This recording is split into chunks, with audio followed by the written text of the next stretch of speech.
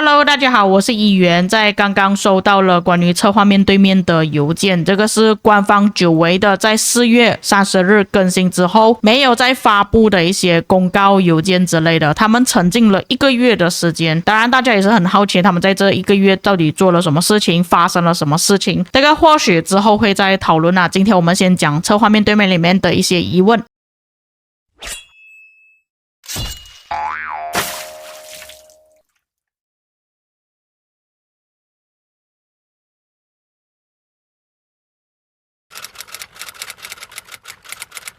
首先就是 KVK 背刺的部分，在 KVK 差不多要结束的时候，盟友突然背刺他们的阵营，这种体验非常令人沮丧。官方是否能够提供一些契约类机制，让大家可以更安心的玩游戏，而不是一直提防背刺？这个相信多数玩家都有经历过的事情啊，像我自己也是经历过几次啦，而且我是时常会做影片讲关于这种 KVK 的事情啊，最后被反水啊，被他们背刺啊之类的。策划回答感谢玩家的建议，他们也是注意到了该问题，被整个赛季合作的盟友突然背刺，确实会对阵营战略部署和游戏体验造成非常大的影响。针对该问题，他们正在设计一套全新的盟约系统，这个只是暂时的名字啦，他们之后应该会改名字，希望通过该机制为各位玩家提供更稳定、更可预期的赛季合作环境，降低赛季后反水行为对整体战斗体验造成的冲击。目前该系统仍在方案设计阶段，相关参与方式、约束规则与奖励机制等等细节仍在内部讨论与打磨中，具体方案确定后，他们会通过策划面对面等形式与各位玩家沟通。现在只是有一个暂时的概念而已啊，还不知道实际要怎样去设计了，但是至少可以看到官方他们已经往这个方向去下功夫了，因为其实背刺也是影响到玩家想不想要继续玩这个游戏啊。假设说如果你长期 KVK 都是一直被背刺，然后这些背刺的王国都没有受到处罚的话，其实也是挺令人沮丧的。但是他这边并没有说到惩罚机制的部分啊，他只是讲约束规则而已，所以这个我们等后期他们实际推出之后才来讨论吧。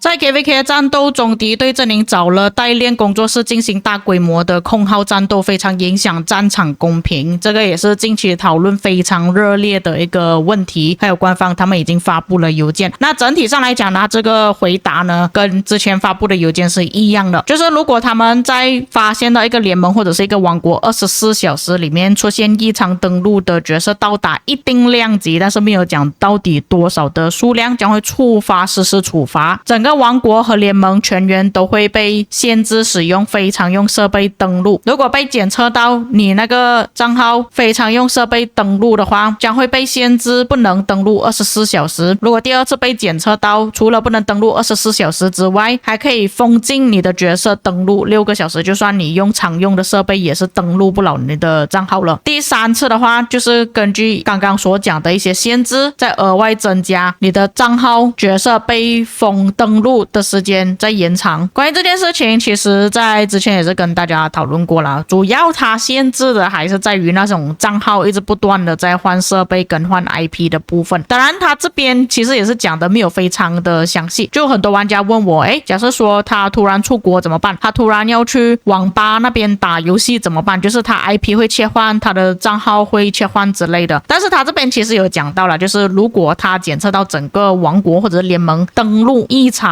角色的时候，到达一定量级的时候才会触发嘛。那假设说只有你一个人突然去到网吧换了账号换了 IP 位置跟设备的话，应该影响不大，我个人是这样子理解。但是他这边还是讲的不够仔细啊，所以我觉得他们或许之后要再讲的一个邮件关于这个代打的事情。但其实可以很明显看到，他们主要是针对那种王国去请了工作室来帮他们代打的部分而已。假设说你是把你的账号交给一个长期的代打，就是他几乎18个小时以上都是一个人在控制账号的话，其实问题不大，因为他的 IP 他的设备登录都不会有改变，都不会有影响，都是同一个人。而且就算是他一个人控制这个账号，他能控制的时间都是有限的，人都是需要去休息的，所以影响到公平性不会太严重，反而是那种账号可能有3到5个代练代打的那种才会影响到特别严重而已。他们主要是封禁这一点，所以我才在之前讲，我个人是是同意他们这一次的限制的，而不是反对。因为我也是很厌倦这种账号，哇，你一个账号要这么多人去帮你管，你24小时战斗来打我，其实我们比较正常的玩家都会受不了的。但其实官方要做到这一步呢，也是要下很大的决心，就是说白的，这些账号能够打24小时无间断，其实对官方来讲是有好处的，而不是坏处。因为这种账号打得久，你自然而然消耗的加速资源就会比较多。当你消耗这些东西的时候，你就会需要跟官方购买。资源方面或许你可以跟其他人买，但是加速你没有办法购买，你要么就是去买礼包，不然就是用你的宝石去治疗你的部队嘛。但是可以很明显看到官方现在是已经不在乎这种大佬他们到底要怎样了，他想要让这个游戏公平性拉回来，让更多的玩家能够在这个游戏里面继续玩下去，让这个游戏继续还有热度，他们这个游戏才可以继续玩下去，能够继续运营。希望部队休整功能可以早日推广到所有失落之地。这个部分应该是讲那个16小时8小时的限制吧。感谢各位玩家的关注，该功能他们已经开展了多次先锋体验，并对其机制和表现进行调整。考虑到不同战局的战斗激烈不同，他们计划近期额外增加投票开启部队休整功能。这个就是之前也是有讲到的啦。其实我感觉他这一次策划面对面把那些之前讲过的东西就重新讲了一次而已。就是你在 KVK 匹配结束之后呢，就是可以选择用投票的方式进行开关，到底要不要这个16小时8小时的限制。因为其实比较多玩家抗议这个部分啊，感觉说这样子会影响到他们的自由，让他们没有办法打24小时。但是他这个投票呢，只有24小时内投票选择而已，过了这个时间之后就没有了。他这个系统是根据多王国国王投票结果来投选的，而不是选择阵营。其实关于这一点呢，有不少的玩家就觉得说官方就是小丑，他们出了这个政策之后，结果又要自己改回去了。因为相信多数王国应该都会选择不要有这个部队休整功能吧，他们想要自由的去玩这个游戏。希望增加 KVK 匹配完成至进入失落之地之间的时间，目前的时间过短了，外交压力非常大。因为之前我们还有前置，就是至少6天的时间，你还可以跟对方谈了。但是现在就是前置跟 KVK 是同时进行了，就变成说他们外交就没有太多时间可以给他们去谈。策划回答 KVK 匹配完成至失落之地之间这段时间是各阵营进行外交协商、战略沟通和战前部署的重要窗口期。目前时间确实有点偏短了，他们在后续版本中对该阶段的时长进行整体调整，给予各位玩家更充裕的外交协商空间。那其实你把原本前置时间拉回来不是好了吗？我是觉得说前置跟 KVK 同时进行是没有必要的，讲真的，我自从看到他们发布了那个公告讲这件事情之后，我都觉得他们有病。现在 KVK 开关时间有诸多问题，有很多关键关卡开启的时间在工作日，开关时间过于死板，不能适配所有时区的玩家体验等，希望可以优化。这个也是之前我讨论的比较激烈的事情啊，但是好像比较多玩家不太能够理解为什么我要讨论这件事情啊。因为我身为亚洲玩家，我是感觉说亚洲玩家真的已经没了，空完了，全部都跑掉了。那个时间对于欧美地区真的是太良好了。那之前官方的对策呢，就是固定 UTC 13的时候开启门口，但是这个部分呢，只有在英雄战歌才会出现了，以其他地图的时间其实还是一样的。但是我是真的感觉到他把那个时间固定在 UTC 13之后，确实有比较友善一点呢，对于我们这种亚洲玩家来讲。感谢玩家的反馈， KVK 关键关卡的开启时间确实会影响到各位玩家的参与 KVK 的节奏、战斗体验和阵营协同。对于横跨多个时区的剧本而言尤为明显，他们计划逐步优化 KVK 开关卡的体验。关键关卡开启的时间调整，他们后续会从英雄战歌剧本开始，逐步将各个剧本关键关卡开启的时间调至周末，让更多玩家可以相对宽裕的时段内参与到关键战斗中。但是我的工作通常是在周末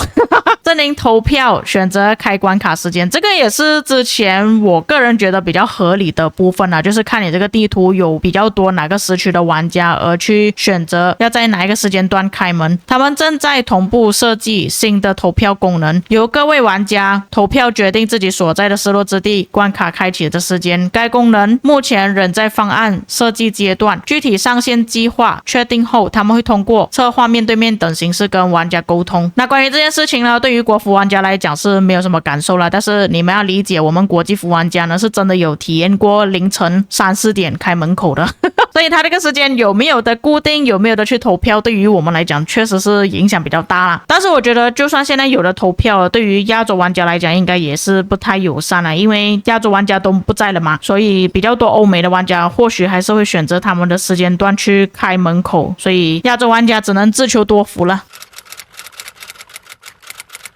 希望 KVK 中可以有更丰富的战斗体验。最近一些剧本加入了类似决斗和组队决斗的玩法，感觉不错。希望以后可以看到更多类似的差异化玩法。差异化战斗玩法的探索一直是他们丰富 KVK 体验的重要方向。后续他们也会持续推出新的差异化玩法，让各位玩家在不同剧本中都能获得新鲜有趣的战斗体验。近期他们正在规划一项全新的决斗类玩法，核心方向为对战双方各自派出多支部队，以特定规则进行较量，最终决出胜负。目前该玩法的具体规则仍在内部打磨中，欢迎大家持续就 KVK 战斗体验的方向提出建议，帮助他们落实更多优质玩法。但是我听到他这样子说的决斗类型玩法呢，估计应该也是看玩家的实力啦，就是比方说你的账号养成高不高，装备军器、统帅觉醒的能力高不高，来决定说你能不能获胜。所以我个人不太期待这个部分啦，因为我账号真的很弱，尤其是我这个是全骑兵的账号我有比较高的战力，最近1年因为工作和生活的原因不能经常参加 KVK 战斗帮助王国，所以被王国视为农民玩家，并要求他离开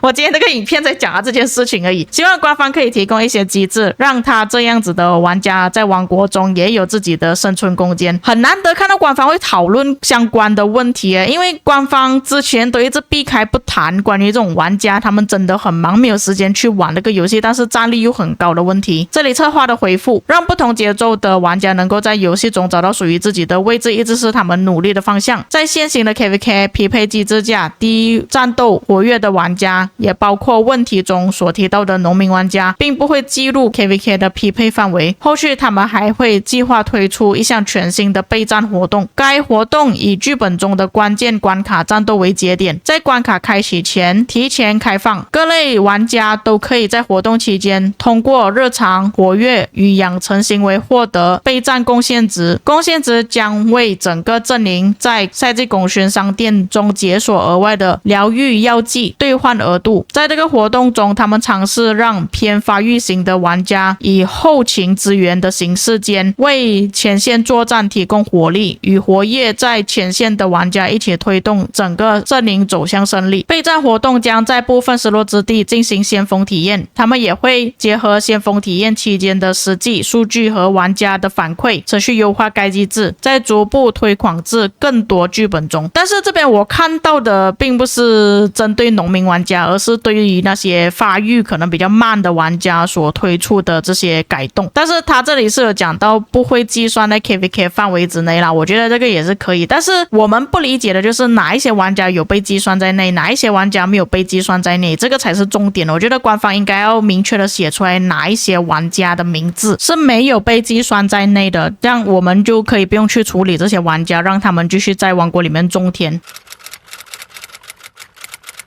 希望能将盟友同阵营部队颜色从红色更改掉，红色本来就是代表敌方的，在放大视角时改为绿色或蓝色会更好。目前这种颜色设定几乎让人无法区分友军与敌军，因为友军颜色和敌方混在一起，导致非常难以辨认这个可能有一些玩家看不懂在讲什么东西啦。因为如果你是用点点模式来查看的时候，其实你的队友会变成黄色，那其实还是比较容易辨认嘛。像这种红色，你就肯定知道是敌人。但问题是，如果你们的战斗方式是放大画面来打的话，你看到的画面将会是这样子。这个也是我的观众所提供的一个问题啦，一个反馈来的。之前960的玩家，就是你可以看到他放大画面的时候，其实这个是友军啊，但是他的兵还是红色的，旗帜也是红色的，所以他自己也搞不懂这个到底是友军还是敌军。而且如果你有用过滤模式的话，或许你会把你自己的队友盟友的名字给过滤掉啊，还有他们的头像之类的，就变成说你根本都看不到这个到底是谁来的。所以主要他这个问题讲的部分呢，就是关于这个盟友看不到颜色，而不是说点点模式状态下。很好的提议，他们会在后续版本中对盟友同阵营部队进行调整，提升战场上的视觉辨识度，帮助各位玩家更高效的判断战况。那这里说一下这一次我对于这个侧画面对面的感想，我是真的觉得说官方终于有实际的去针对玩家的感受而做出的这些反馈之类的。因为以往的侧画面对面讲的东西就是他们要推出什么新的东西啦，他们想要赚钱啊，新的军器、新的装备等等的。但其实玩家想要的就是游戏的一些机制需要去更改，有很多长期的问题官方都不舍得去改动的部分。所以我感觉说他们在这一个月消失的时间里面呢，他们就有认真的想要去拯救这个游戏，要怎样让玩家可以更加的去享受这个游戏。因为你们可以看到这边他所讲的所有问题的，没有一个是废话来的。这些东西虽然不是很大的改动，但是他们改动之后，玩家会有更好的游戏体验。有时候真的不需要有过多于太大的改动或者是什么新机制之类的，你只是从问题的细节上面去处理之后，其实玩家都会感到很满意。那以上就是关于这一次侧画面对面的一些问答，至于各位在看了之后有什么想法，当然如果有一些遗漏或错误的地方，也可以在评论区帮我补充。我们下个影片再见。